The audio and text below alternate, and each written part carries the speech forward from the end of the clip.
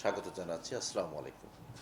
আমাদের আপনারা জানেন যে আজকে যে প্রেস ব্রিফিংটি এটি হচ্ছে যে আমাদের উত্তরা বিভাগে আহ, পশ্চিম থানাধীন যে এলাকা 5 নম্বর সেক্টর, 13 নম্বর সেক্টর, 14 নম্বর সেক্টর, 7 নম্বর সেক্টর, এই এলাকাটি একটি ছিনতাইকারী চক্র অভিনব কৌশলে তারা ছিনতাই করত, যেটা স্বাভাবিকভাবে যে ছিনতাই হয় সেটির থেকে একেবারেই ভিন্ন। তো সেই চক্রটিকে আমরা গ্রেপ্তার করেছি।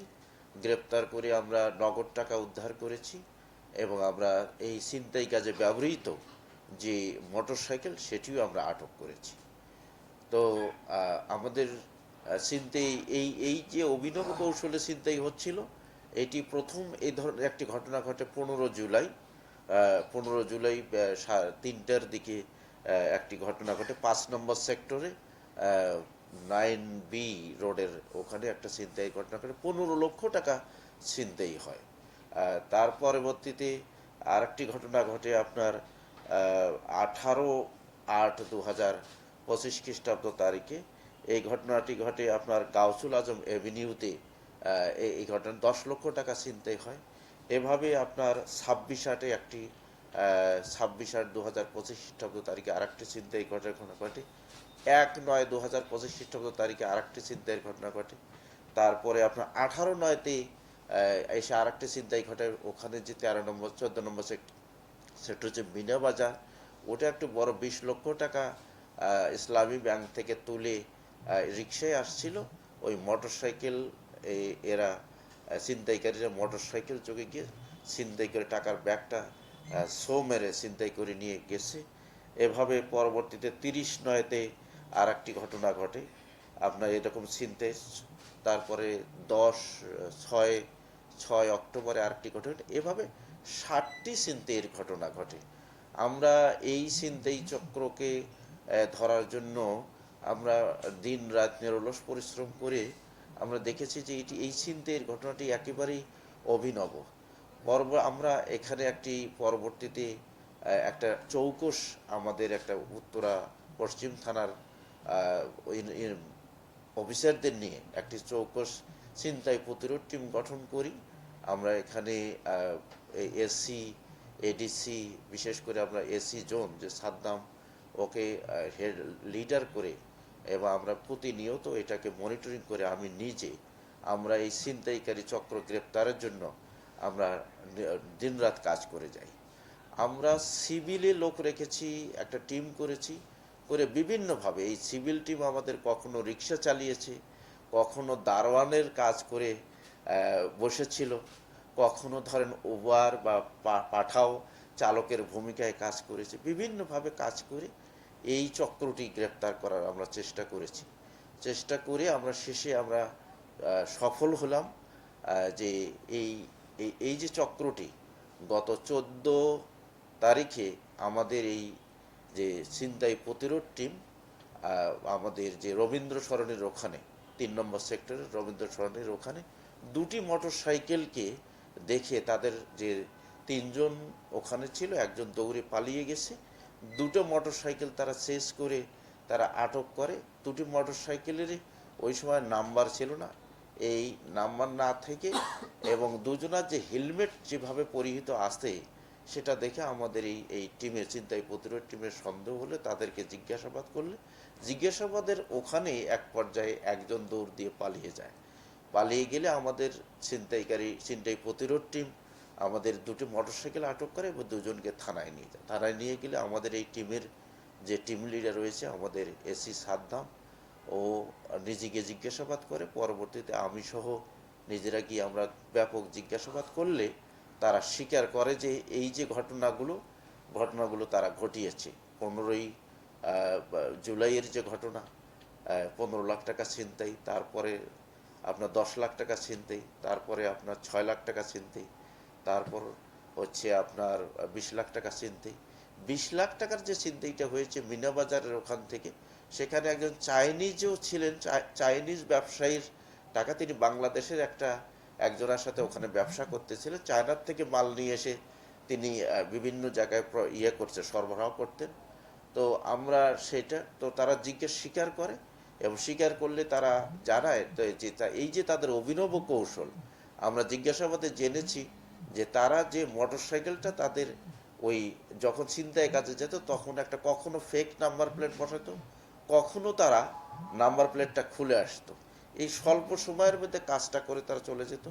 তারা ব্যাংকে তারা ঢুকতো না, কিন্তু ব্যাংকের বাহিরে তারা ওত পেতে থাকতো, কখনো ওই যে পাঠাও বা উবার চালকের মতো ভাব করে, কখনো বা তারা দোকানে বসে, অপোজিট দোকানে বসে চা কফি খেয়ে ওয়েট করতো। এবং যখনই ব্যাংক থেকে কোনো লোক টাকা নিয়ে কোনো ব্যাগ নিয়ে বের হতো, রিক্সায় যেত, তার রিক্সাটাকে তারা চেস করে তাদের সুবিধাজনক জায়গায় গিয়ে তারা ওই টাকার ব্যাগটা সো মেরে ছিনতাই করে নিয়ে যেত। কখনো কখনো তারা ফোর্স অ্যাপ্লাই করতো, জোর জবরদস্তি করে পথরোধ করে তারা টাকার ব্যাগটা ছিনতাই করতো।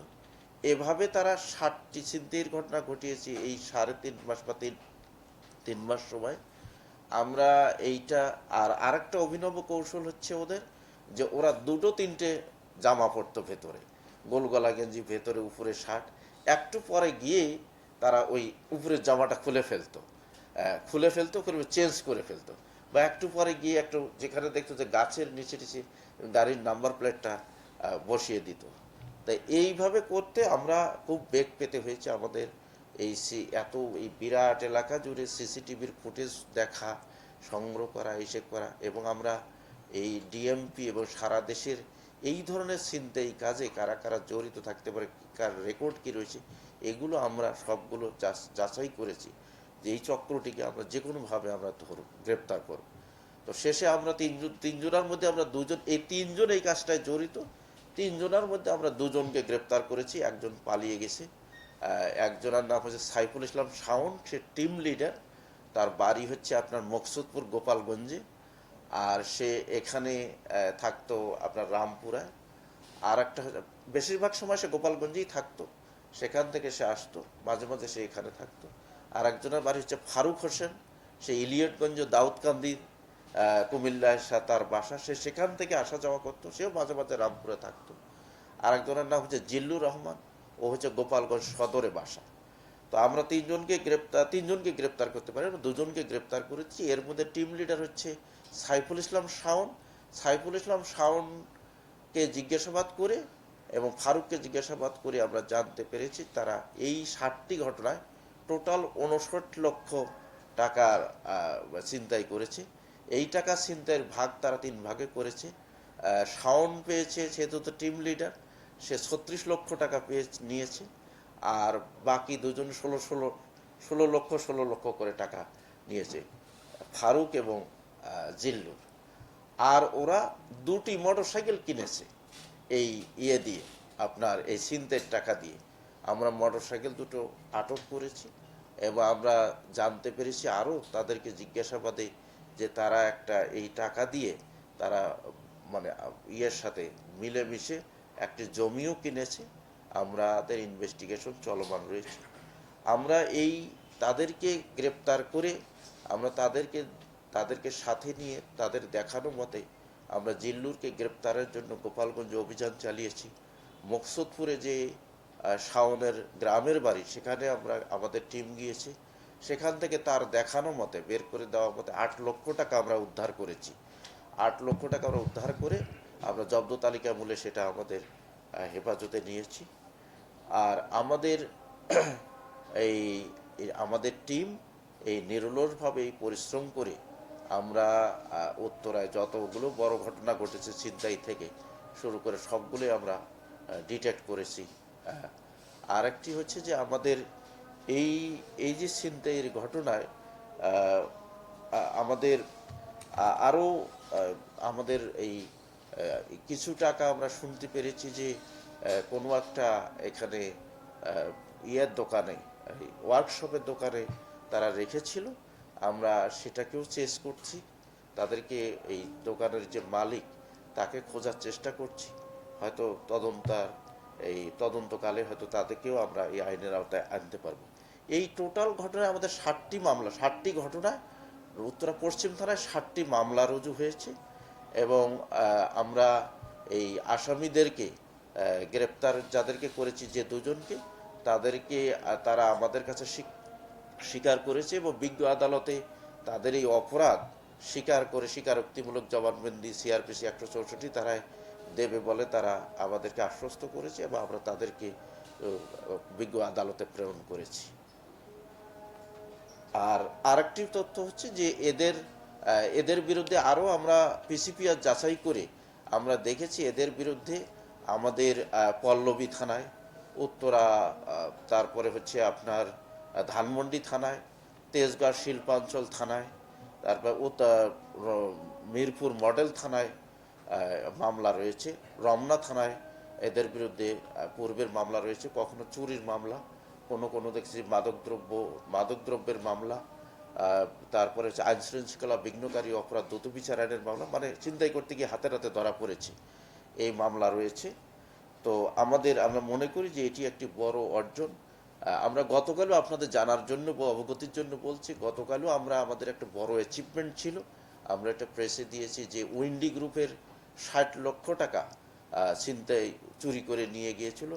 আমরা যারা নিয়ে গিয়েছে দুজনকে যারা এই ঘটনার সাথে দুজন জড়িত তাদেরকে গ্রেপ্তার করে 58,84,00,000 টাকা আমরা উদ্ধার করেছি গতকালের উইন্ডি গ্রুপের এই ঘটনায়। তো আমাদের আজকের ঘটনাটিও আমাদের এই টিম, আমাদের যে উত্তরা বিভাগের যে এই ছিনতাই প্রতিরোধ টিম অসাধারণ একটি কাজ করেছে এবং আমার দিন রাত নিরলস পরিশ্রম করে এই সফলতা আমরা অর্জন করেছি। ধন্যবাদ আপনাদের।